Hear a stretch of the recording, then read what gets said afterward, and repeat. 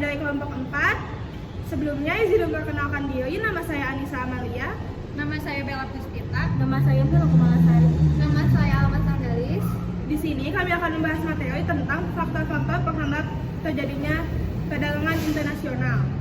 Kira-kira apa saja sih faktor-faktor penghambat terjadinya perdagangan internasional itu? Setahu saya, hambatan perdagangan internasional itu ada satu kebijakan suatu negara. Salah satu hambatan perdagangan internasional adalah adanya kebijakan suatu negara yang membatasi masuknya beberapa produk dari luar negeri. Pada umumnya, peraturan tersebut diterapkan untuk meningkatkan pendapatan pengusaha dalam negeri. Dan yang kedua ada kebijakan perdagangan internasional.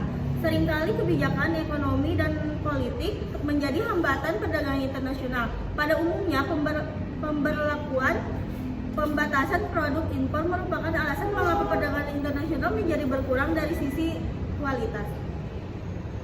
Kebijakan tersebut diterapkan supaya tingkat penjualan produk dalam negeri meningkat dengan sedikitnya produk asing di pasar domestik. Rakyat akan memilih untuk membeli barang buatan dalam negeri sehingga meningkatkan perekonomian. Dan selanjutnya yang ketiga itu ada terjadi konflik domestik di suatu negara. Salah satu hambatan perdagangan internasional adalah konflik besar di suatu negara pada umumnya. Isu yang berasal dari perbedaan pendapat politik menjadi pemicu terjadinya konflik di masyarakat. Adapun salah satu contoh hambatan perdagangan internasional dalam subjek ini adalah konflik etnis di suatu daerah. Selanjutnya itu yang keempat, waktu dan persyaratan impor dan ekspor. Proses ekspor dan impor dalam perdagangan internasional pada umumnya memakan waktu lama. Dalam kurun waktu tertentu, produk harus melalui inspeksi dan dilihat apakah sudah memenuhi persyaratan yang ditentukan atau tidak.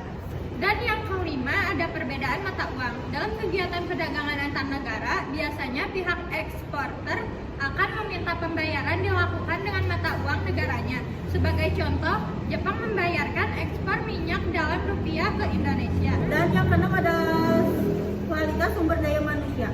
Rendahnya kualitas sumber daya manusia merupakan salah satu faktor hambatan perdagangan internasional. Hal tersebut bisa berdampak buruk pada proses pengolahan produk ekspor. Jika produk kurang berkualitas, maka nilai jiwanya juga akan menjadi lebih rendah dari yang diharapkan. Yang terakhir itu yang ketujuh ada keterlibatan organisasi ekonomi regional. Kebijakan suatu organisasi ekonomi regional bisa menjadi faktor hambatan perdagangan internasional.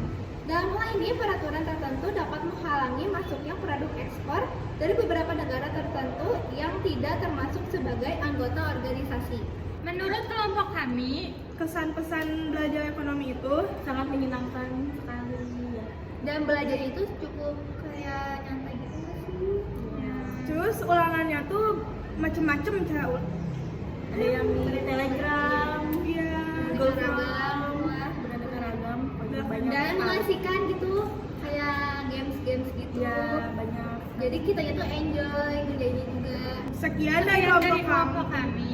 Apabila ada kesalahan dan kekurangan, Mohon dimaafkan. Wassalamualaikum warahmatullahi wabarakatuh.